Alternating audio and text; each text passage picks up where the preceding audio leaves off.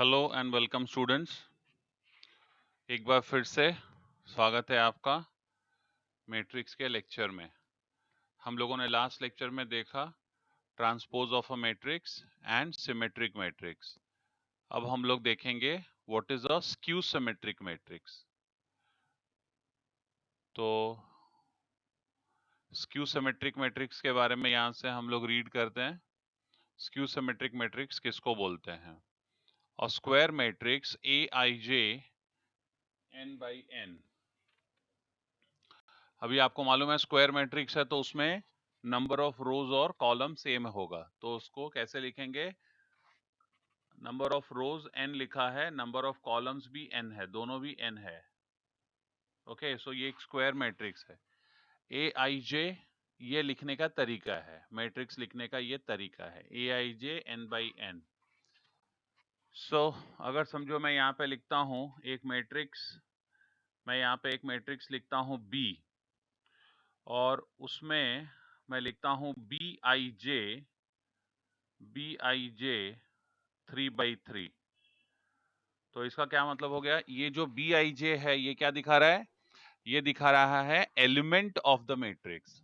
अभी इसको डिटेल में कैसे लिखेंगे? इसमें 3 रो और 3 कॉलम लिखेंगे। कितने रोज लिखेंगे?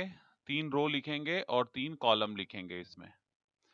सो ये मैट्रिक्स कुछ ऐसा दिखेगा। B11 B12 B13 B21 B22 B23 B31 B32 B33, ये ऐसा दिखेगा। ओके, तो यहाँ पे इन्होंने क्या कहा है? Square matrix Aij n by n। अब इन्होंने मैट्रिक्स का नाम क्या लिखा है? Capital A।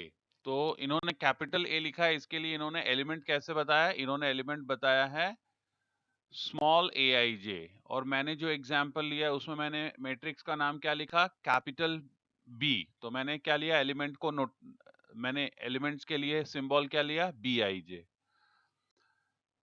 तो आगे रीड करते हैं। A square matrix Aij n by n in which Aij equals to negative Aj। इसका मतलब क्या हो गया कि कोई भी एक एलिमेंट आप लीजिए,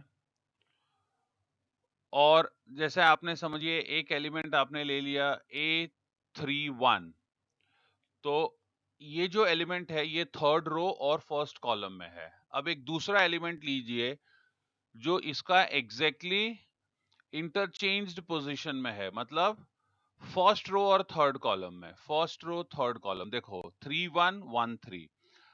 अब ये जो दोनों है एक दूसरे के नेगेटिव है, मतलब अगर ये एलिमेंट जो है, ये एलिमेंट समझो 7 है, तो ये एलिमेंट अगर 7 है तो ये वाला एलिमेंट क्या होगा? ये वाला एलिमेंट होगा -7।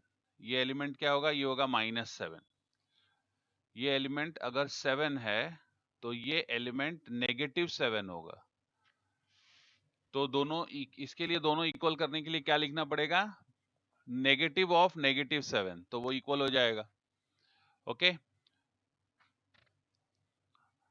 अगर A13 है, A13 5 है, तो A31 क्या होगा? वो -5 होगा। अगर A32 2 है तो A23 क्या होगा? वो -2 होगा, -2 होगा। ऐसा वही उन्होंने कहा Aij is negative of Aj। अगर आप इसको सिमेट्रिक मैट्रिक्स से कंपेयर करेंगे तो वहां पे हमने क्या देखा था? Aij was equal to Aj। वहां पे Aij और Aj दोनों इक्वल थे, मतलब अगर A13 5 है तो A31 भी 5 था। यहाँ पे नहीं, यहाँ पे A13 5 है तो A31 -5 है।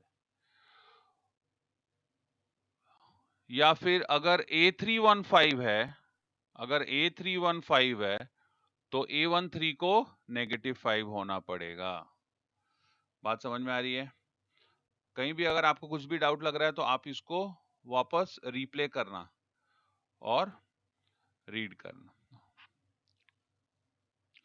तो यहाँ पे ये हो गया। अभी इसको एक छोटा सा मैं यहाँ पे दिखा रहा हूँ आपको। यहाँ पे एक एग्जाम्पल इन्होंने दिया हुआ है ऑलरेडी। यहाँ पे एग्जाम्पल इन्होंने ऑलरेडी दिया हुआ है, ये देखो। ये है मैट्रिक्स बी का डायगोनल एलिमेंट्स, ठीक है।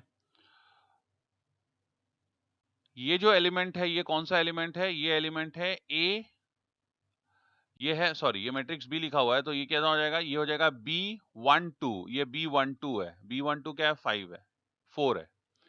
B12 is 4। और ये एलिमेंट का क्या पोजीशन है बोलो? ये है B21। B21 second row first column. और ये देखो, ये दोनों एक दूसरे के नेगेटिव है। ये 4 है तो ये -4 है। ये देखो, यहाँ पे देखो, ये 7 है तो ये क्या है? ये -7 है। ये -5 है तो ये क्या है? 5 है। अच्छा, स्क्यू सिमेट्रिक मैट्रिक्स में सबसे इंपॉर्टेंट एक पॉइंट है, वो ये है कि जो डायगोनल एलिमेंट्स है वो हमेशा 0 होंगे। स्क्यू सिमेट्रिक मैट्रिक्स में डायगोनल एलिमेंट्स को 0 होना पड़ेगा।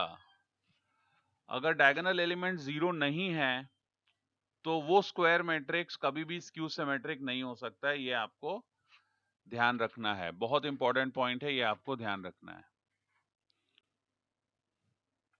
ये 0 क्यों होना पड़ेगा?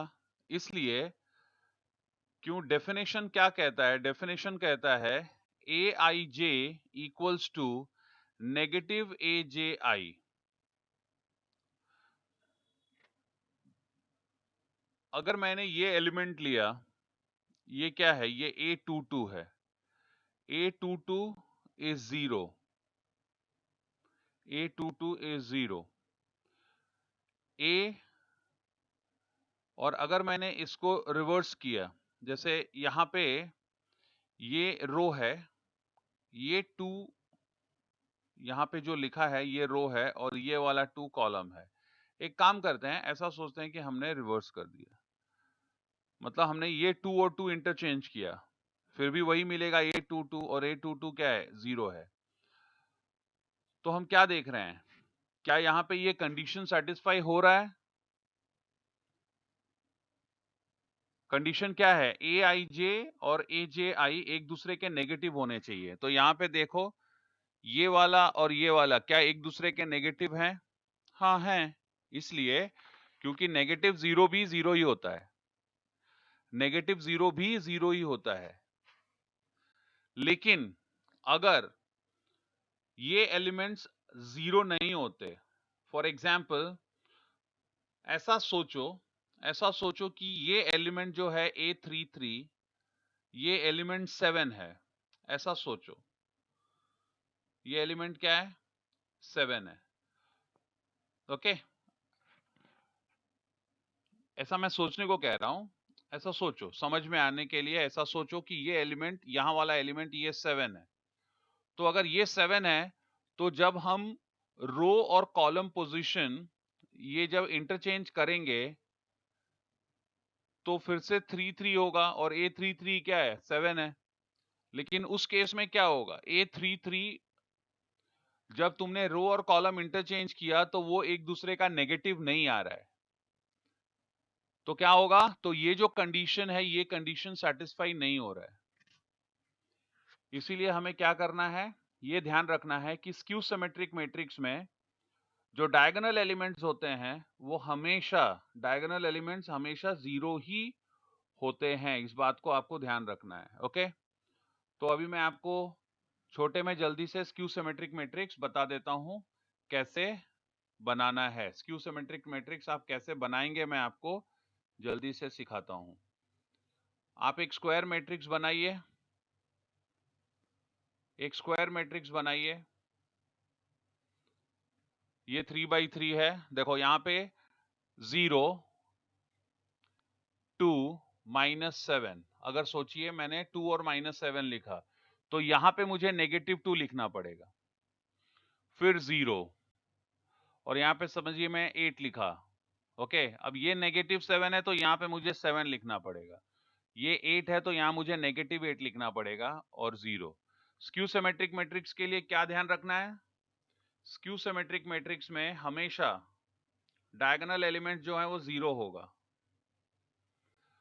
और जो नॉन डायगोनल एलिमेंट्स हैं वो एक दूसरे के नेगेटिव इमेज होते हैं। देखो ये नेगेटिव इमेज है, ये 2 है, ये -2 है, ये -7 है और ये 7 है, ये 8 है और ये -8 है। ओके, चलो एक और ट्राई करते हैं। ये देखो 0 -5 8, अब ये -5 है तो यहां पे क्या लिखना पड़ेगा 5 5 0 11 -11। अगर वो +8 है तो यहाँ पे -8 और ये -11 है तो 11 0। ओके, इस वीडियो को आप बार बार सुनिए, अच्छे से सुनिए, आपकी समझ में आ जाएगा। ये है स्क्यू सिमेट्रिक मैट्रिक्स। ये क्या है? ये स्क्यू सिमेट्रिक मैट्रिक्स है। ओके, अब यहाँ पे कुछ नोट है जो कि आपको ध्यान रखना है। अगर किसी भी मैट्रिक्स का ट्रांसपोज लिया और ट्रांसपोज के बाद में फिर से उसका ट्रांसपोज लिया तो क्या मिलेगा आपको? आपको वही ओरिजिनल मैट्रिक्स मिल जाएगा। Transpose of a transpose matrix is same as that matrix. आप इसको ट्रांसपोज वाले वीडियो में देखिए, आपको समझ में आएगा। एक मैट्रिक्स है, उसका ट्रांसपोज लीजिए तो आपको ए ट्रांसपोज मिलेगा। अब उस ए ट्रांसपोज का फिर से ट्रांसपोज लीजिए, तो जब ट्रांसपोज का वापस ट्रांसपोज लेंगे आप, तो आपको फिर से ओरिजिनल मैट्रिक्स मिलेगा। ओके, अगर एक मैट्रिक्स सिमेट्रिक मैट्रिक्स है तो सिमेट्रिक मैट्रिक्स में क्या होता है? मैट्रिक्स और उसका ट्रांसपोज सेम होता है। और अगर एक मैट्रिक्स स्क्यू सिमेट्रिक मैट्रिक्स है, if B is a skew symmetric matrix, तो मैट्रिक्स और उसका ट्रांसपोज मैट्रिक्स एक दूसरे के नेगेटिव होते हैं। एक square, a null square matrix is also a skew symmetric. एक नल स्क्वायर मैट्रिक्स एक स्क्यू सिमेट्रिक मैट्रिक्स होता है। और एक और इंपॉर्टेंट रिजल्ट है, डिटर्मिनेंट। आपने अगर किसी मैट्रिक्स का डिटर्मिनेंट लिया और उसके ट्रांसपोज का डिटर्मिनेंट लिया, दोनों का वैल्यू सेम होगा। ओके, इस वीडियो को आप फिर से सुनिए, ध्यान से सुनिए और इसको समझिए।